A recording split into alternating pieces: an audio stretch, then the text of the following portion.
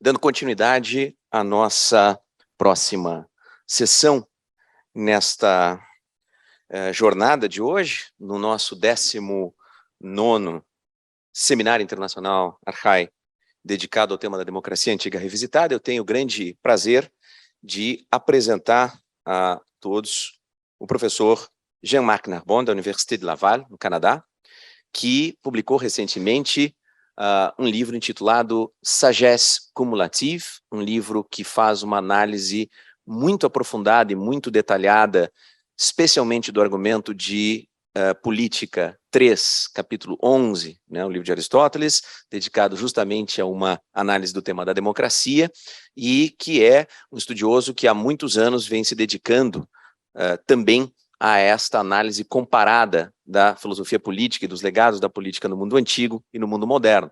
Entre outras publicações importantes, o professor Narbonne foi coordenador das obras completas de Plotino, editada pela conhecidíssima e reputada Belles-Lettres, coleção Belles-Lettres, né, a coleção Boudier, além de diversas outras publicações.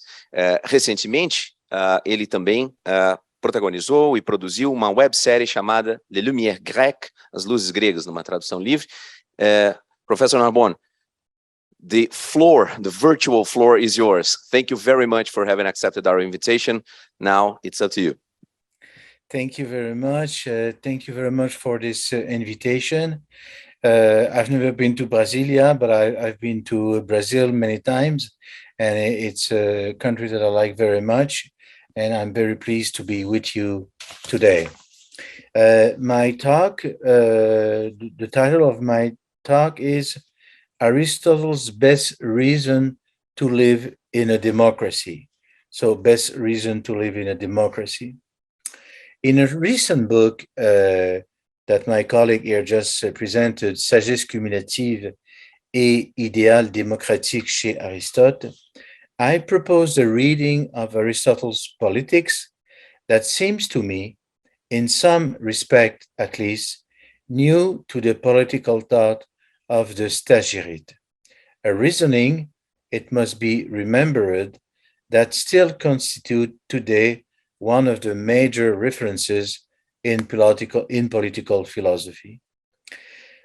Two preliminary remarks before coming to the synthetic expositions of the thesis of this book and to some statements about the critical potential of Aristotle's political philosophy. First remark. First of all, it is well known that Aristotle did not write as if it were a planned or a finalized work, a treatise on political philosophy as such, namely the one we can read today. Because the treatise called Politics that we possess is in reality composed of 8 books whose stages of editorial connections are unknown to us and between which the links are far from being clear. There are indeed cuts, interruptions, repetitions, etc., so much so that one could even speak of them as a jumble in 8 books, a jumble in 8 books.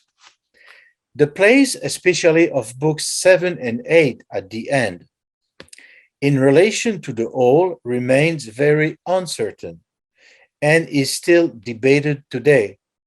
And I myself defended, after others, the idea that they represent possible ancient views, Platonic to be clear, on the city.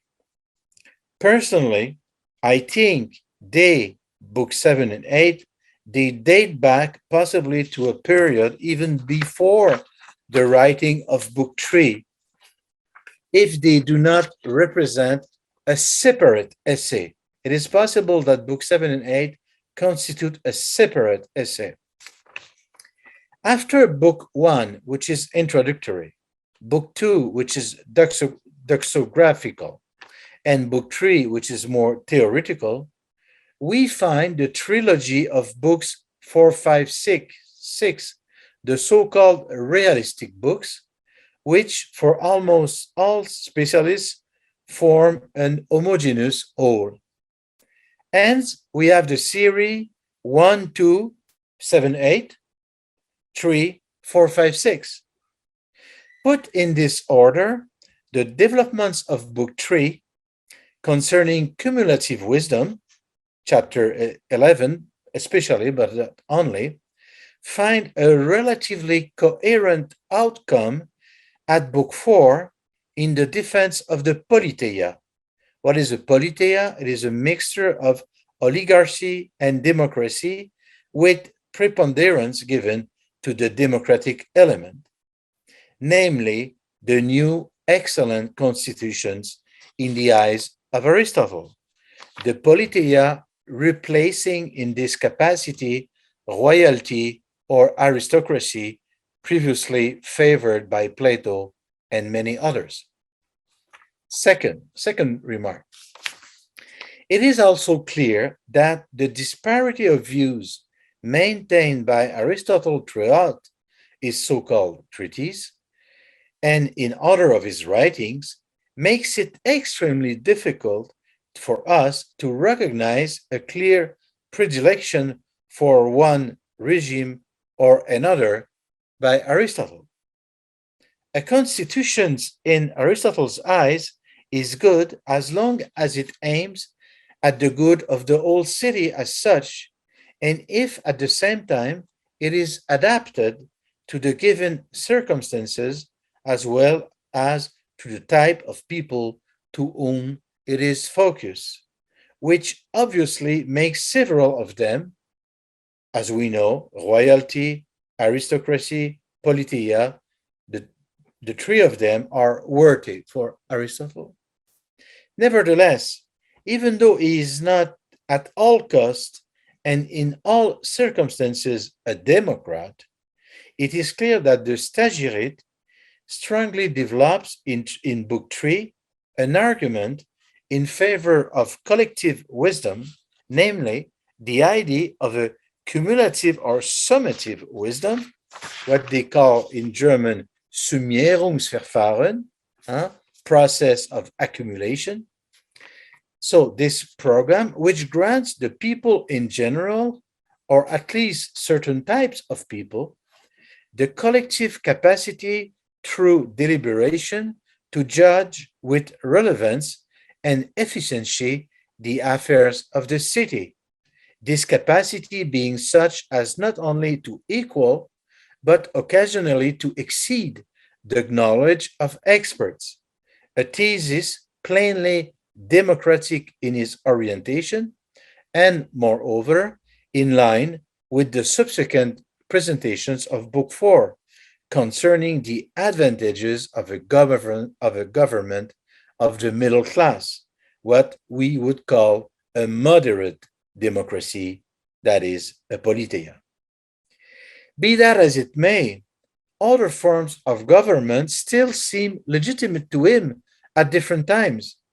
In reality, he excludes almost none of them. And it is therefore not surprising that some commentators, privileging instead other passages of the treatise, taken as a whole, may have been led to other readings than the democratic one I am favoring. Nevertheless, the path I have followed from the summit reached in 311 to the new summit conquered in 4:11-13 seems this path not only convincing in itself, but in truth clearly superior to any other submitted, because at the end, it is the government of the middle class and it alone, this democracy with oligarchic elements, if one prefers, in short, this politeia and no other, which is consecrated and expressly called excellent constitutions, ariste politeia, and this Aristotle specifies for the immense majority of cities.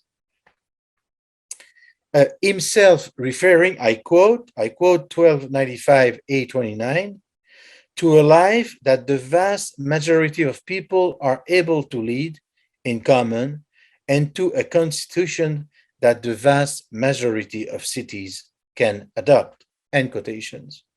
A clear revolution in relation to the point of view entertained by Plato, but a revolution, as I have insisted, measured, moderate, in a short, quiet.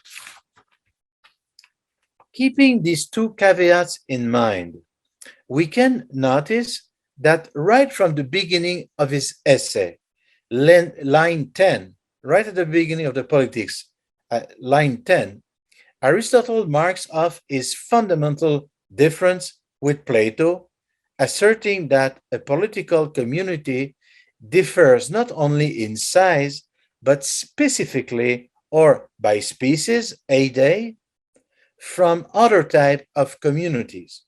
In other words, a city is not simply a large family or a big village. Insofar as a polis, a city, is by definition the place of an equal sharing of power, where one, I quote, is in turn governing and governed. Aristotle confirms a bit further that, I quote, in fact, to be governed and to govern differs specifically. That's at 1259b 37. The idea of ruling in turn, so in Greek, katameros or enmerai or anameros, we find 22 occurrences of these three formulas in the work.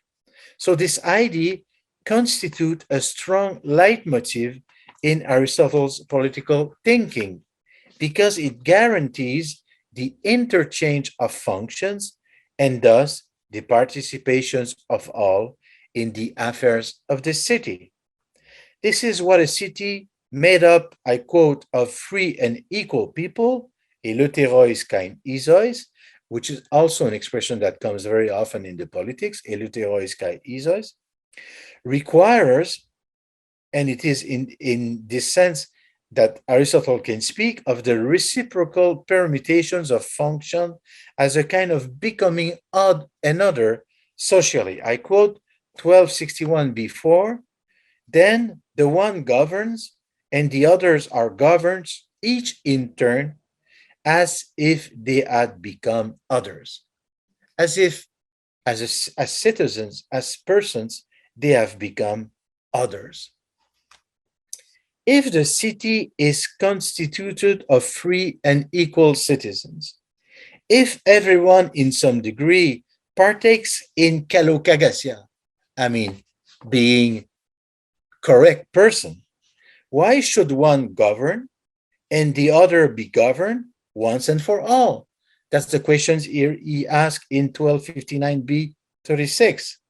In short, we see that the civic or social diversification depends on the dynamic differentiations of functions, a differentiation that does not apply to Plato, who argues, on the contrary, for functional exclusiveness.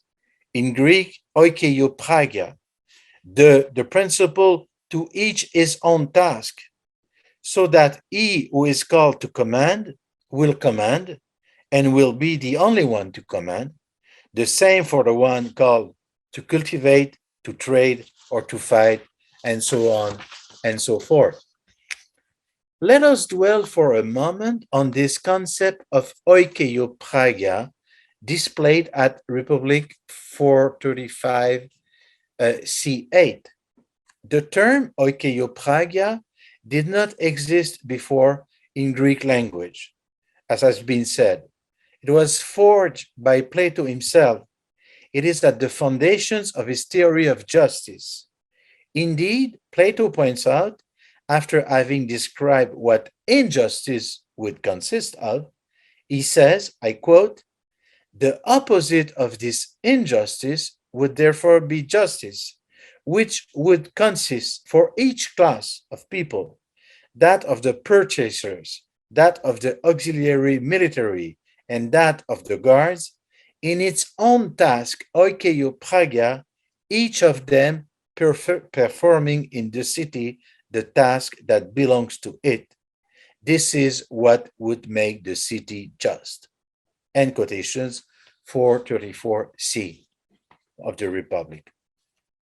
It is indeed on this basis that Aristotle incriminates the too great unity of the city sought by Plato, a fundamentally ruinous idea, terrible idea, because unity does not represent the supreme good, but proves to be destructive of the city. That's what Aristotle says, which a city naturally constitutes a multiplicity. A city is a multiplicity, namely a grouping of differentiated people. Aristotle therefore rejects the very basis of the Platonic approach. This thesis is indefensible. I quote him, "I want to speak of the fact that the best thing is that the city is one, as much as possible, for it is this hypothesis that Socrates takes as a basis." That's in Book 2, 1261a15. But from this excessive, or let us say, misunderstood uniqueness derives the essence of Platonic political proposals: the communism of women, children, and goods, the power reserved to a single elite, empowered exclusively to rule on the affairs of the city, the so-called eugenic procedures, and the rest. In the end, Aristotle reasoned, we thus end up with two cities in one, a polis formed by two heterogeneous groups hostile to one another. That's in Book 2, 5, 1264, A24, 25. We measure at once how important this cross-examinations of the Platonic premises is. In defending the principle of alternating offices, Aristotle was naturally moving towards his own conceptions of citizenship, since in Book 3, he himself defines the citizens as follows, I quote, 1275b 1721. What constitutes a citizen is therefore clear from these considerations. We now declare that one who has the right to participate in deliberative or judicial office is a citizen of the state in which he has that right. And a state is a collection of such persons sufficiently numerous, speaking broadly, to secure independence of life. End quotations.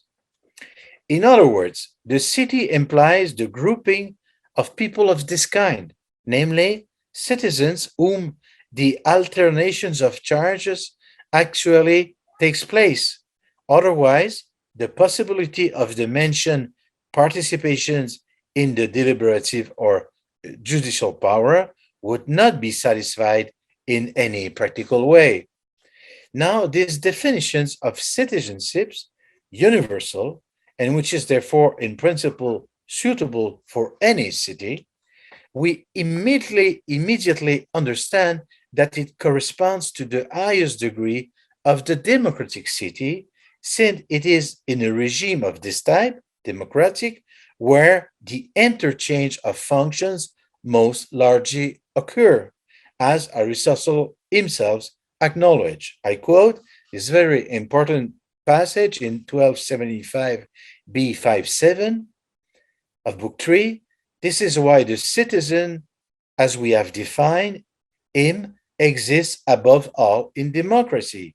In other regimes, it may also meet, but not necessarily. It means, end quotation, it means he is elsewhere less of a citizen. We saw that Aristotle also specifies, and the point is absolutely crucial, that to be commanded and to command differ specifically, which goes hand in hand with the idea that the permutations of change implies a becoming other, as we saw. These data appear to be decisive and have guided the rest of my inquiry. Because, after all, what is the cumulative argument of 311, if not the defense of an effective practice of power shared by many citizens? Now, for Aristotle, the one who is member of the assembly is no less magistrate than the one who fulfills the role of judge. That's what he tells us. And it is even, he tells, the members of the assembly who can be considered the most powerful of the magistrates, 1275 A28. If this is indeed the case, is it not logical for Aristotle to maintain the epistemological and practical advantages of the deliberative exercise that take place in such assemblies, precisely where citizens reveal themselves to be full citizens? And is it not coherent also that he then comes to the defense of a constitutional regime that leaves room for such elements? A careful analysis of the arguments of 311, Book 3, Chapter 11, and Passim, reveals that joint deliberations has many advantages and that its impacts are diverse and numerous, since it acts at the same time on virtue, on reasoning, on ethical dispositions, and on practical intelligence. I quote, "Where there are many people, each individual, it may be argued, has some portion, morion, of virtue and wisdom. And when they have come together, just as the multitude becomes a single man with many feet and many hands and many senses, so also it becomes one personality as regards the moral faculties, ethics, and practical intelligence," Phronisius. That's 1281 B47. Against the knowledge of the specialist himself, Aristotle considers the possible contributions of the cultured man, the pipaidomenos, the well-educated man, but not specialist, or of the judgments of the user of something. And he notes that the assets of the mass even exceed the assets of the rich. Taken together, at least, in the case of some type of peoples, the citizens, I quote, will prove to be either better judged or not worse, 1282 E17. That is, either equal or superior to the specialist, which consecrates once and for all the plausible superiority of the cumulative process. I know that several commentators have downplayed this argumentation, but it seems to me that the arguments put forward are more convincing than it may seem at first glance. Aristotle taking pain to make them convincing and never contesting them. The individual contributions are in fact diverse and complement each other. The people gathered together are like a huge body with multiplied organs and expanded perceptual abilities. Everyone judges more particularly the party he knows, and in the long run, all judges everything. The virtuous man is undoubtedly globally superior, but in one individual in particular, there is this special element that can prevail over the one we find in the virtuous man. In another person's, again, something. And in the long run, the accumulated individual assets can exceed the peak reached by the individual considered virtuous. Scholarly expertise in some case exists, and Aristotle recognized that, but the educated man, the pipaidomenos, can easily judge with intelligence the words of the first, of the specialist. Beyond the theoretical view, there is the practical experience that often decides more adequately than the abstract approach or the theoretical approach would allow, and so on and so forth. There are 2 points, moreover, interrelated that are often underestimated in the considerations of the scenario envisaged by Aristotle. First, political choices are not only a matter of intelligence or knowledge, but also a matter of attitude and ethical dispositions, of sensitive intelligence, one might say. As a matter of fact, Aristotle constantly returns to the dangers intimately linked to the excess of solitary power, the excess of passions. He says that the passion makes, I quote, magistrates deviate even when they are the best of men. The patience is the cause of deviations even with the best among the men. That's 1287, 831.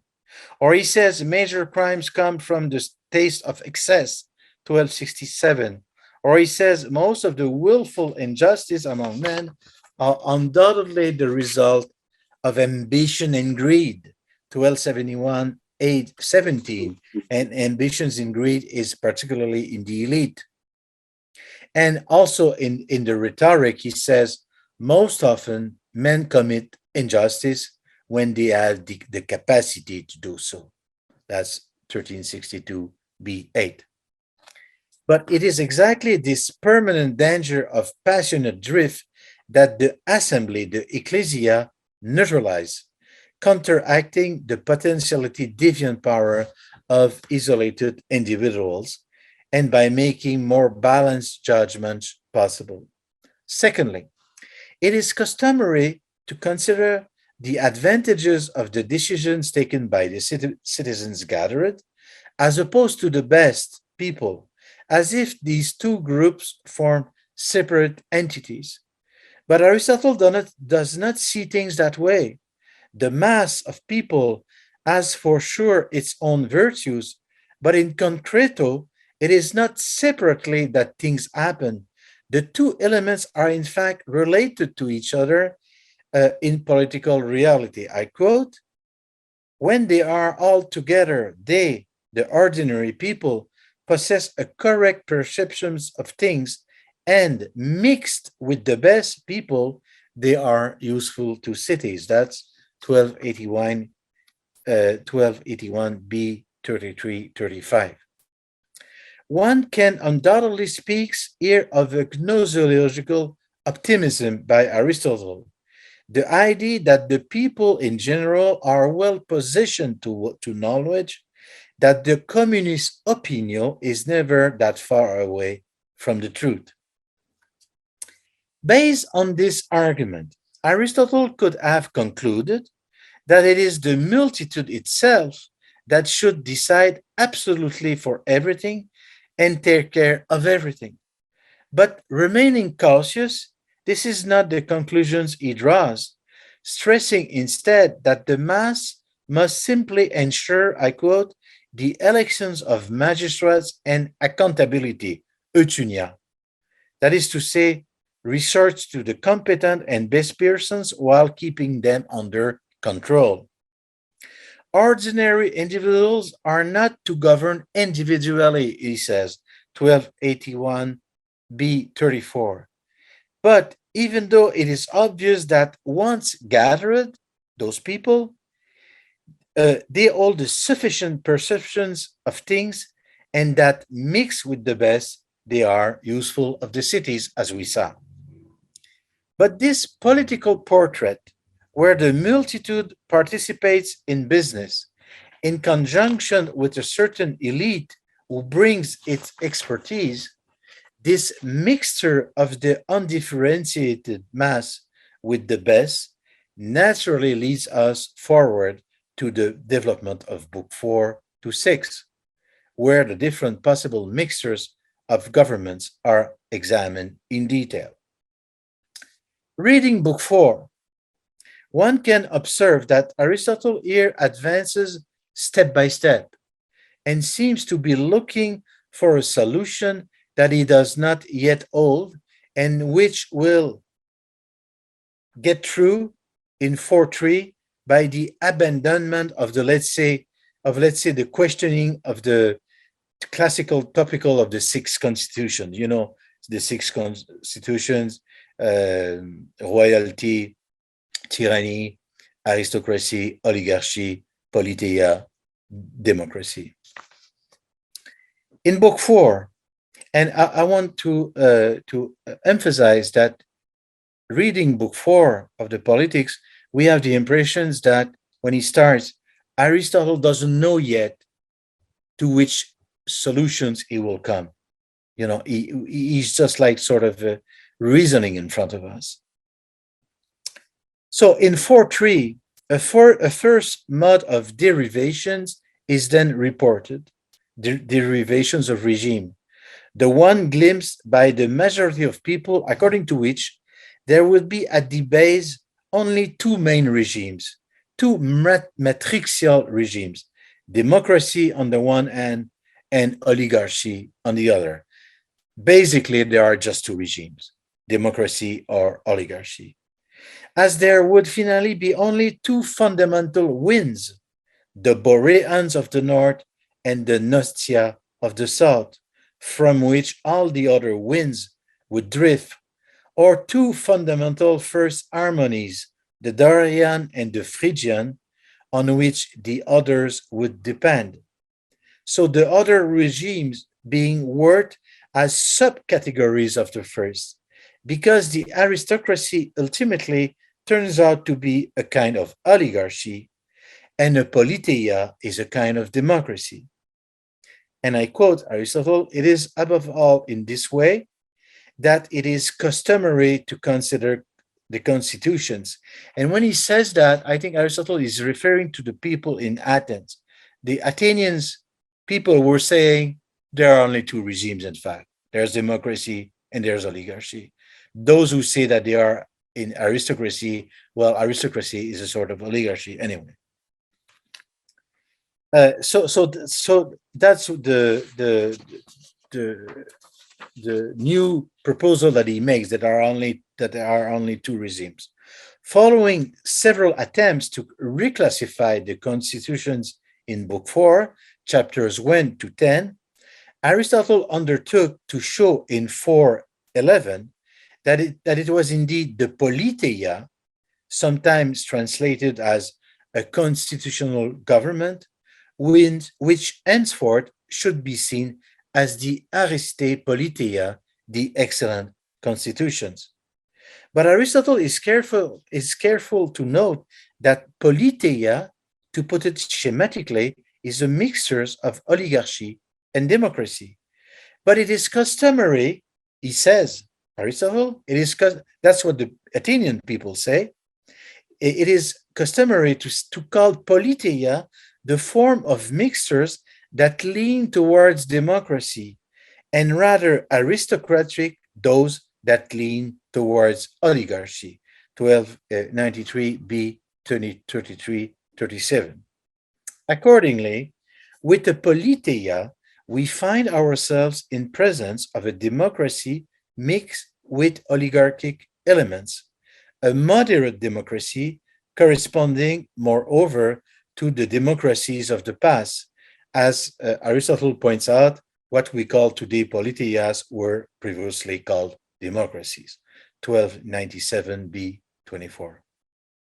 As we mentioned just now, the beginning of chapter 11 immediately raises the questions of the excellent constitutions. I quote, "What is the constitution's excellent, and what is the excellent life for the great majority of cities and for the great majority of men, referring to a virtue which is not above ordinary individuals, nor to an education which requires a certain nature and the possessions of resources due to good fortune, nor to a constitution existing in accordance with our wishes.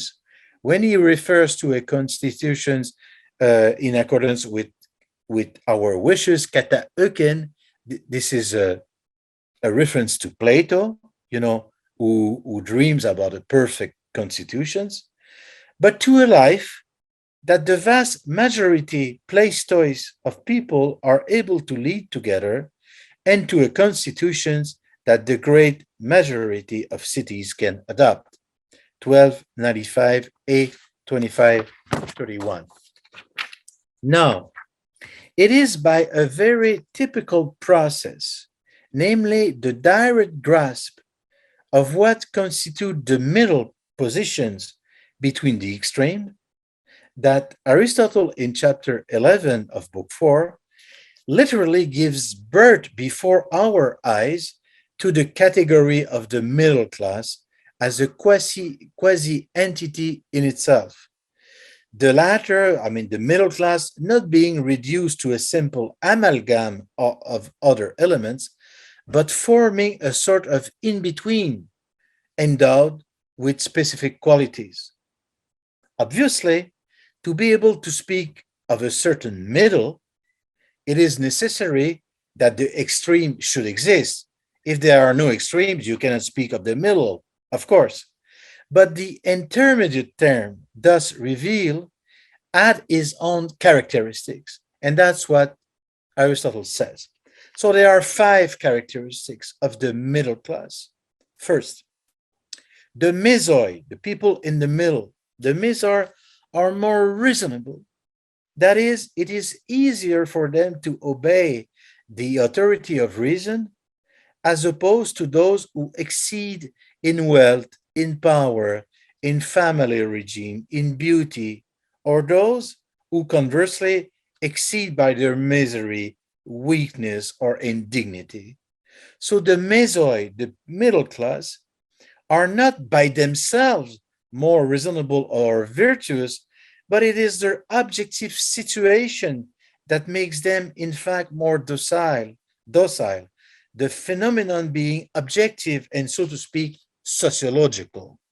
Second, the mesoi neither flee power nor covet it or aspire to it, especially.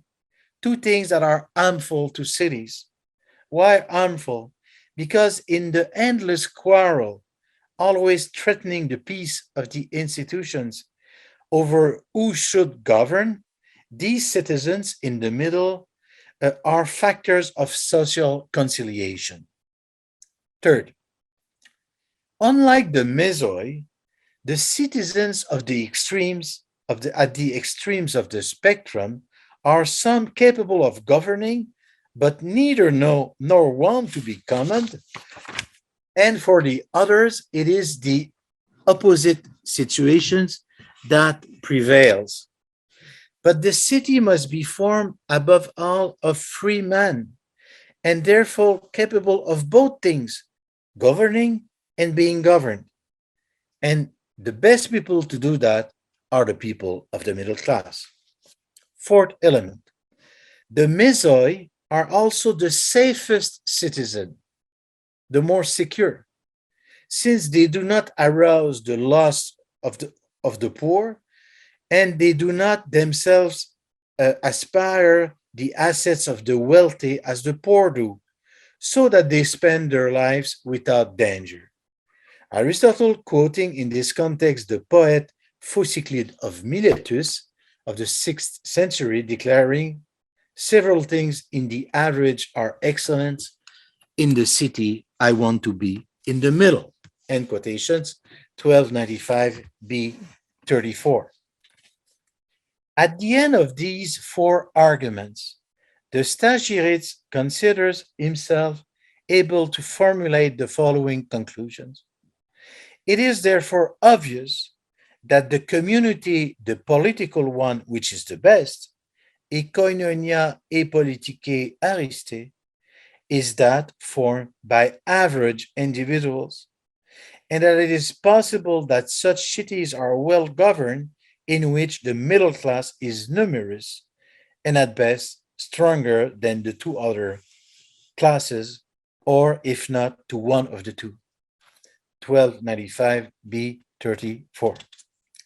These conclusions being definitely established, Aristotle then points out that if the rulers of similar cities themselves possess an average fortune, it is a happy coincidence, as if by the same token, they were in better positions to maintain the balance within the city. For where the imbalance of fortunes is very important, the ship of the city, one could say, is rocking too much on one side or the other towards an oligarchy or towards an excessive democracy, both close to tyranny. Hence, a fifth argument in favor of the mesoi. Now, it is obvious that the average constitutions is the best, for only it is untroubled by factions. Indeed, where the middle class is large, it is there that the factions and dissensions are born the least among the citizens. That's 1296 A 79. The beneficial effect of the middle class is also felt in large cities, where this class is numerous, he says, and it also plays a stabilizing role within democracies themselves. But the sign, he says, of this is that the best leaders themselves really belong to the middle class, such as Solon, Lycurgus, and Charondas. Then, Aristotle finally arrives at the final declarations of chapter 13, which closes these vast investigations inaugurated at the beginning of Book 4. He says, "It has been said, what is the reason of there being several forms of constitutions, and why there are other besides those designated by name? For there is not one single democracy only, but many, and it's the same thing for the other regime. And also it has been said, what are the differences between them? And what is the reason why these differences occur? And in addition to these points, which is the best of the constitutions in the vast majority of cases, and of the other constitutions, which sort is suited to which sort of people?" End quotations, 1297 B 28 34. Under these conditions, it is not surprising to discover that of approximately 1217 uses of the term democracy in the politics, 1217 occurrences, apart from roughly 40 negative cases. There are 40 places where the term democracy is badly used. But most of them are either neutral, around 100, and around about 50 occurrences are positive in the politics. Very often, speaking positively of a popular regime, one would expect that the term politeia should appear, but it is that of democracy that we read. It's very curious that. I would now like to draw attention to a peculiarity in Book 6 concerning the definitions, or let us say, the characterizations of what constitutes a democracy. In 6.2, there are two features. In 6.2, we can read the following. The basic principle of democracy is freedom. This is indeed what we usually say, because it is only in such a regime that citizens have freedom in common. This is what is said that all democracy is all about. I will stop here just for a second.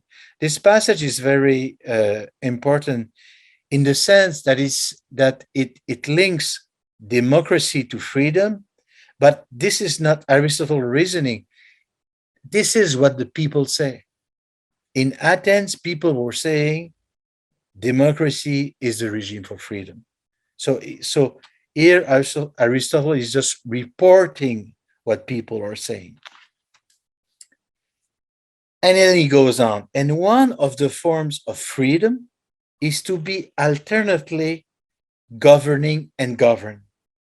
Indeed, the just, according to the democratic conceptions, is numerical equality and not according to merit. So there's a rotations of charges. Second, another distinctive sign of democracy is living as one wants, to zen os boulitaitis, to live like you want. Because they say, the people, the Athenian people, because they say, this is the effect of freedom, since servitude is not to live as one wants. When you're a slave, you don't live as you want. This is the second characteristics of democracy. From there came the claim to be at best governed by no one.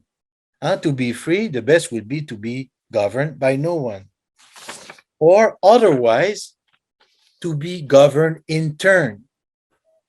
And this goes in the directions of freedom based on equality.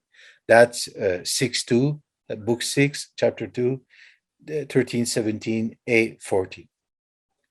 It is really striking to see that in the explanations of the second feature of democracy, namely the fact of living as one wants, to zen os boulitaitis, Aristotle's interpretations of it closely fits with the situation that applies to the first feature. To live as one wishes is not interpreted as meaning to live simply according to one's desires by indulging in all excesses, but in the fact of not living under the influence of another, that is, as a slave, and even not being governed by anyone else. But since it is hardly conceivable or realistic to be governed by absolutely no one can be alternately governing and governed. This is what would practically satisfy the desire to live as one wants.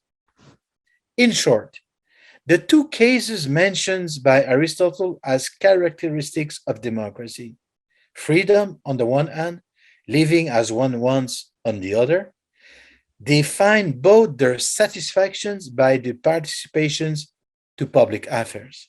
Nothing distinguishes them from each other. One might think that by treating the subject in this way, Aristotle cut short criticisms of a democratic regime, the fact that it simply encourages the pursuits of personal pleasures. That's what we find in Plato, the Republic, where he says, in a democratic regime, people are just following their pleasure and so on and so forth. This description. I'm just referring as an example to Republic, Book 8, 561. At the end of these descriptions, Plato says, shall we definitely assert then that such a man is to be ranged with democracy and would properly be designated as a democratic which pursues pleasure, end quotation. Now, with Aristotle, to zen os boulitaitis, to live as one want, no longer contains anything like this. It is no longer characterized by its excesses, but by its possible commitments. Does this mean that Aristotle ignores freedom leading to excess?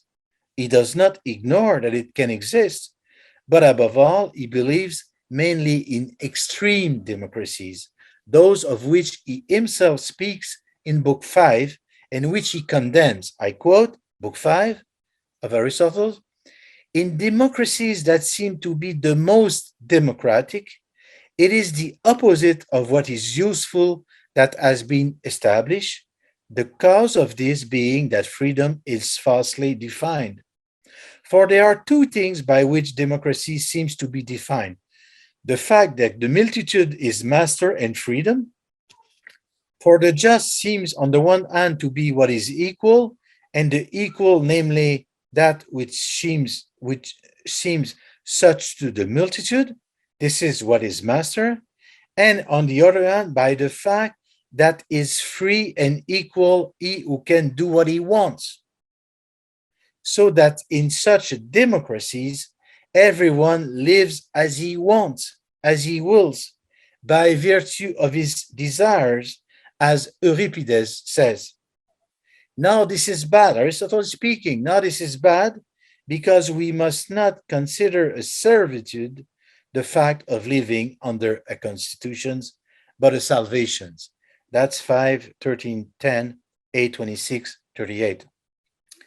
When Aristotle notes that here, ou gardei oiestai douleian einai tuzen prosten politeian ala soterian, we should not think that it is a slave to live according to a politeia, according to a constitution, but a salvation. He is in fact already announcing the teachings of 6.2, according to which participating in public affairs frees one from the state of subjections and actually allows one to live as one wants, but to live as one wants in the right sense, in a sense that is compatible with good democratic life itself. In my book, I drew attention to the remaining doctrinal gap between books 7 and 8 and the conceptions of the best regimes defended in 4, 11, 13, and in 3. It is not only that book 7 begins by questioning the excellent constitutions while superbly ignoring the developments offered by books 5 to 6. At the beginning of book 7, it looks as if the person who is writing book 7 doesn't know that the questions of good constitutions was treated in large already in book 4, 5, and 6. He doesn't know that. But also in book 7, it excludes from participations in the city the class of the craftsmen, the merchants, and even the class of the peasants, the latter group that being at the basis of the best democracy in the previous books. That's why I think book 7 shouldn't be placed at the end. As we have seen, Aristotle has many good reasons to favor democracy, providing one considers the large variety of its forms, the adaptability of the regime to different types of people and circumstances. When the conditions are reassembled, the regime he names politeia, that is a democracy containing oligarchic element, is not only a good regime like some others, but the best one practically for most cities. We see here Aristotle abandoning the long cherished standard aristepoliteia, monarchy or aristocracy, to a new realistic one. At the same time, Aristotle is eager to mention that the politeia inclines more to democracy than to oligarchy. So we must think that politeia is a kind of democracy. If this is indeed the case, we see that his conceptions of citizenship and his preference of regime are finally in line with one another. It is not the case that his definitions of what it is to be a citizen, distinctly of democratic orientations, departs from the regime he holds as the best one. The best one is the politeia, and it is a democratic regime. The two goes finally hand in hand, providing we have a concept wide enough of what counts as a popular regime. Aristotle's final message is that democracy, when exercised within an appropriate legal framework and housing certain criteria of excellence, is not only a good regime, but factually the best because of the assent obtained from many people, middle class, the most of today, that's what he says, it is most of today, where there are many well-trained people able to participate in public affairs. Basically, it was already for him the regime of the future, a future which proved him to be right. I thank you for your attention.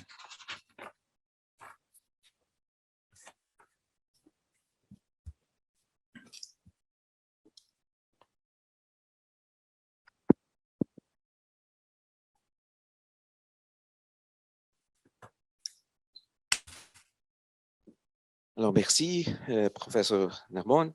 Nós temos aí alguns minutos, certo, para algumas questões, como nos procedimentos anteriores. Quem quiser fazer a pergunta pode simplesmente aparecer aqui que a gente passa o microfone, okay? So, I'll start with one very general question. Professor Narbonne, thank you once again for your wonderful conference and the way you presented the very insightful thesis of your most recent book. Now, regarding the idea of the middle class, those in the middle, how is it that they are related with the pepaidomenoi and the well-educated in a productive way, such as in a way that we would be fitted position to defend their role as the proper role to a democratic regime? Do you think that these two concepts coincide? They're different, but work together in such a way that democracy will function? How would those two concepts work in this interpretation of yours?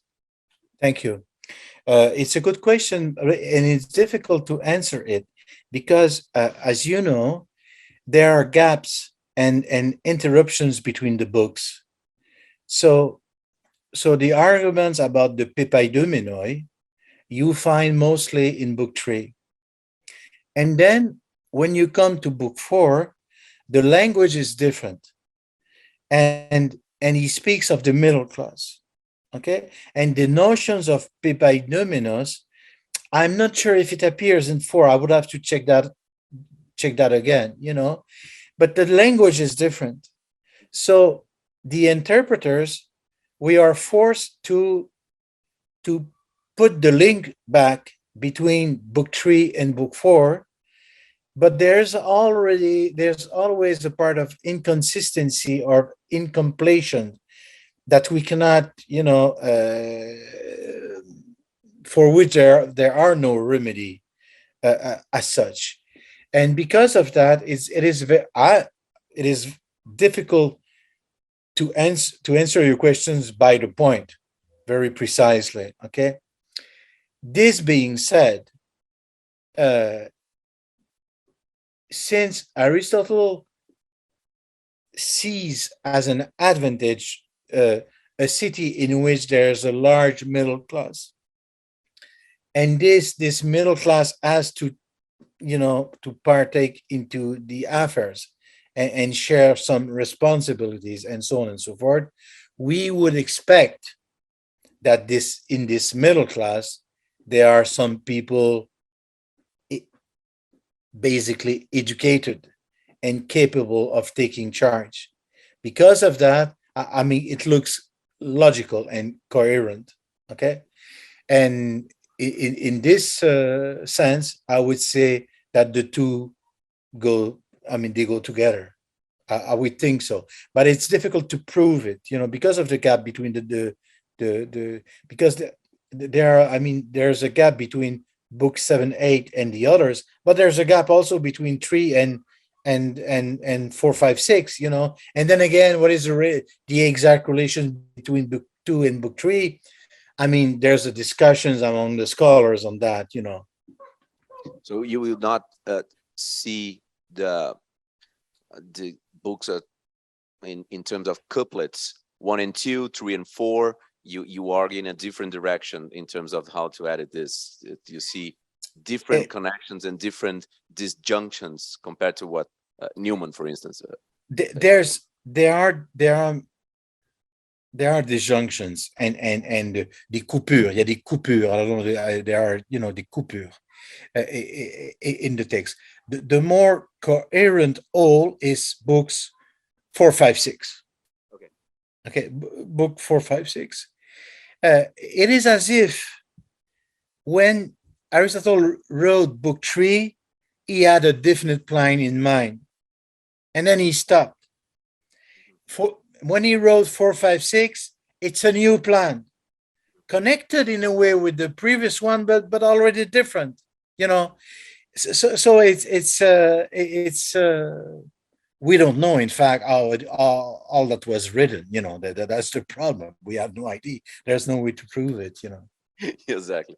Now, obviously, you can imagine that one of the reasons why I insist on this question on the middle class and the patrimonio is that the conclusion of your book stresses this aspect in particular of Aristotle's political theory, right? So you write something like les derniers développements touchant la place des livres 7, 8 dans le traité de politique ne doivent pas nous faire perdre de vue l'essentiel, à savoir les incroyables percées réalisées par Aristote dans son analyse de politique, notamment sa défense de l'approche cumulative et sa promotion de la classe moyenne. So it's important that for your conclusion, the idea of the middle class plays a very absolutely.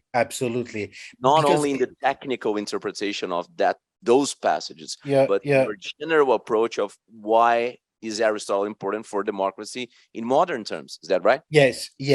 Because what is very striking is that we find in this book by Aristotle the first theoretical explanations of the advantages and power of the middle class.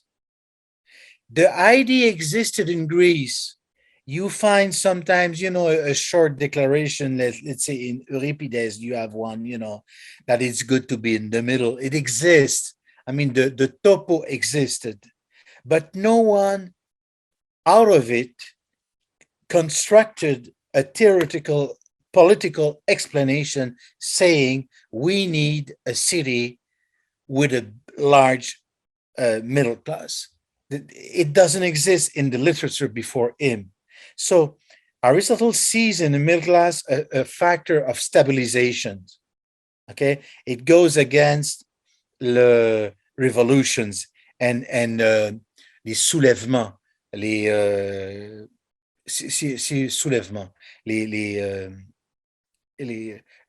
reversals of regimes and all that. And so it's very strong for him, and it's totally against Plato. Okay. It's because Plato, not only does he doesn't mention the middle class as a political element, but he has no interest in the middle class. What he has in mind is the elite, as Professor Cartlett just said before. I mean, it is obvious, and also the questions of this to look for unity in the city. We find that right on the 6th line, right at the beginning. So it goes all the way. So it means that when he started writing on this subject, Aristotle had already some principles in mind. This idea of interchanging of functions. He had it already in book 1. You have it in book 2. You have it in book 3. You have it in book 4, 5, and 6. But not in book 7 and 8, or very rarely. So some principles are already there, but each time, each book is like a new essay on the topic, more or less. Okay, thank you so much. Any more questions? Victor, por favor. Depois.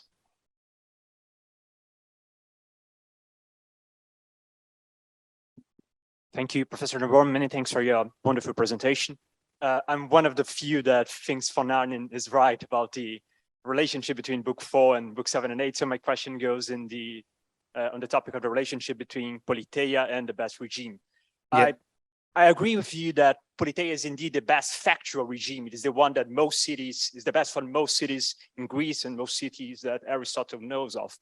But would you agree with me that Aristotle would perhaps qualify this thesis in saying that maybe if you have ideal conditions, you can have something that is quite close to a politeia, but in which the conditions of virtue are fully satisfied by all citizens. And this would allow for a different kind of organization of the magistratures, of the offices, that is precisely or something quite close to the one that he describes in book 8 specifically, and the sort of education that he describes there. And would you agree that perhaps this, even though one may disagree whether book 7 and 8 are indeed the position that the mature Aristotle has on the politics, there you find a normative position that Aristotle would still hold, even in the final position you find in book 4 and 8, in the sense that the sort of education that you must try to provide as much as possible for the people, even in non-ideal conditions, is the one that he attempts to describe there in book 7 and 8. Thank you. Thank you for your questions. It's a very precise and interesting questions. And my answer would be yes. Yes, I would agree. Okay, because the fact is that Aristotle doesn't exclude any regime in a way. In some cases, if you can find an aristocracy or a mixed regime with some aristocratic element, Aristotle wouldn't be against it. He's against no regime. It depends of the people. It depends of the, the situation. So in a way, and that's why some people have said that at the end, Aristotle is partisan, is a defender of aristocracy and so on and so forth. You can also say that because he doesn't exclude it, he positively says that for some people, aristocracy or monarchy would be better than politeia. Why? Because people are not ready. He says so. He says that politeia is good for certain type of people. So you need, I come back to your questions, Professor, just before, it is convenient with people that are prepared for it and ready to participate in a acceptable way. But it's not, and we see that he's right, because when we try to enforce democracy, with people who are not ready for it, it doesn't work. So and it doesn't stay, because the basic principle of democracy is that people have to be in favor of it. If you're not in favor of it, it won't work.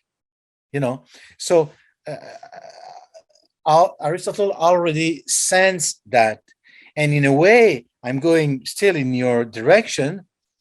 I would say that in some ways, Aristotle is still Platonic.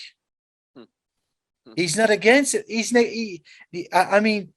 only against tyranny, but tyranny is no regime. That's what he says. But all the other regimes have good sides. It depends on the situation.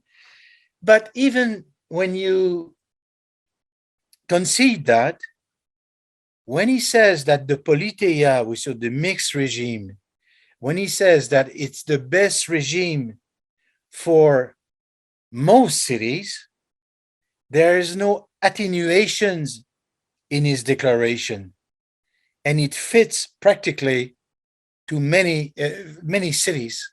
And in this sense, he doesn't speak that way with any other regime in such a positive way.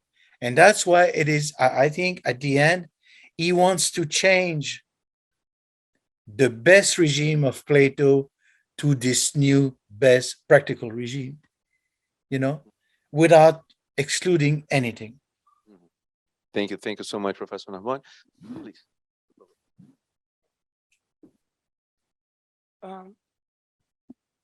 Merci, professeur Narbonne. Nous sommes absolument pour votre absolument intéressante intervention ici aujourd'hui. Je vais vous proposer une question en anglais, même. Je pense que pour tout le monde ici, c'est meilleur. Mais de toute façon, je suis absolument ravi de connaître votre sagesse cumulative bientôt. Alors, I will try to put my ideas together here to pose a question about your conference. But I will try to insist on the point of Aristotle as a Euripidean reader. So, because the historical standpoint of Aristotle is very interesting one, because he is in the aftermath of lots of things, and he could see in the development of democracy and lots of reforms and lots of problems, distasis during the Peloponnesian War, and so on. So, and Aristotle as well has the otherness in his side, because perhaps he can remain far from the clouds of the core of the democracy ideology of Athenian autochthony and this kind of thing. So, as you were saying about the middle class, the topoi of middle class, as well as the passions, please correct me if I'm wrong, the passions that can deviate even those amongst the best. I've been thinking about Euripides in some ways, and the last plays of Euripides, such as the Phoenici, the Suppliant Women, and Orestes as well, because there are lots of things that Euripides is discussing there. For example, the kind of middle class, it is sort of a balance to the democracy, perhaps, where the poor can defend themselves using the law. Theseus says that in the Suppliant Women. But I'm thinking as well as the passions in the politics, and remembering the many laws, and in the Orestes, talking with Orestes, and there is something that he says about the people and the ephebia as the people and the youthness, at a kind of when the people act with rage and take decisions that can destroy the polis. But Euripides is putting this together to say perhaps the contrary of this. So he's saying probably that the aristocracy, the oligarchy, the hetarii, is trying to do so as Alcibiades did it just before the Sicilian expedition. So all of this is trying to ask you if you consider, if you can speak a little bit more about this connection, if you consider during the written of your book about Aristotle as a very eager reader of Euripides. Thank you so much. Thank you for your questions. As was said by Professor Cartlett just before, Plato despised the tragics writer, Aeschylus, Sophocles, and Euripides. He has only disdain. He doesn't respect them, and he wants, he wants to replace them. In a way, the phronesis Aristotle has in mind within the city is in connection with the tragic writers. Okay, he's a big admirer, you'll say, of Sophocles, and he says in the Poetics at some place that Euripides is the best one to write plots, for plot writing, l'intrigue. is the best one. So there's a close connection between the wisdom he's defending. I mean, the wisdom mixed with people that you find in tragic, plays, in the plays, and you find that also in Aristotle, because he see that the wisdom of the people is not that far from the truth. That's what he says in many places, in the Nicomachean Ethics and elsewhere. And in the politics, you feel that he doesn't have this disdain for this hatred of the demos as you find in Plato. And because of that, Euripides himself, being pro-democratic in many places, being close to the sophists and so on and so forth, of course, he knows Euripides, and he hold him in big esteem. Okay, it's funny that you're asking that, because I'm just writing now about the connections between Aristotle and Sophocles, especially Antigone. And I don't know if you know, but I wrote a little book about the democratic argument in Démocratie dans l'Antigone de Sophocle. Okay, and it's very interesting to see that not only is he also very much interested in Sophocles, but he's about one of the first one to speak about Sophocles and to give us some informations about Antigone and about Sophocles in all literature. So I think there's a real connections there, and also I'm just developing a little bit. I think that we can pick up many good democratic arguments in Aeschylus, dans les Suppliantes, and in Sophocles, and also in Euripides. And Christian Meyer did that, in his book Christian Meyer, Greek Discovery of Politics. Yeah, exactly. But there are things to do again. So my general answer would be yes, and that he's close to, because as you know, Euripides is close to the people, he's close to the woman, that's very well known and all that.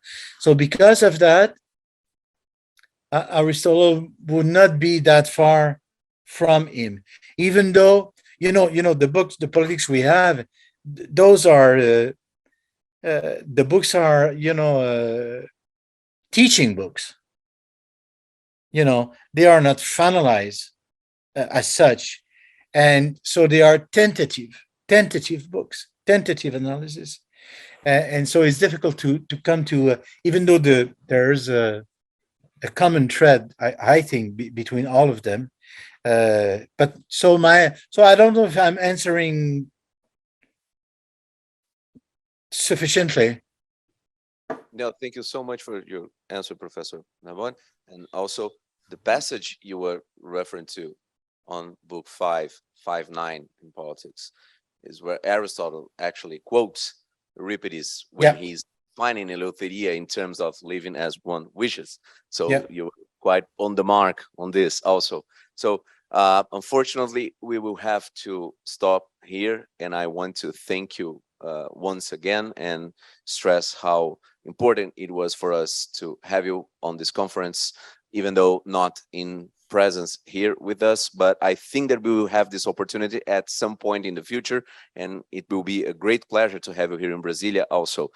Obrigado a todos, então, pela nossa audiência, pela parte da manhã. Merci, Monsieur Narbonne. Merci, obrigado, thank you. Obrigado, tchau, tchau.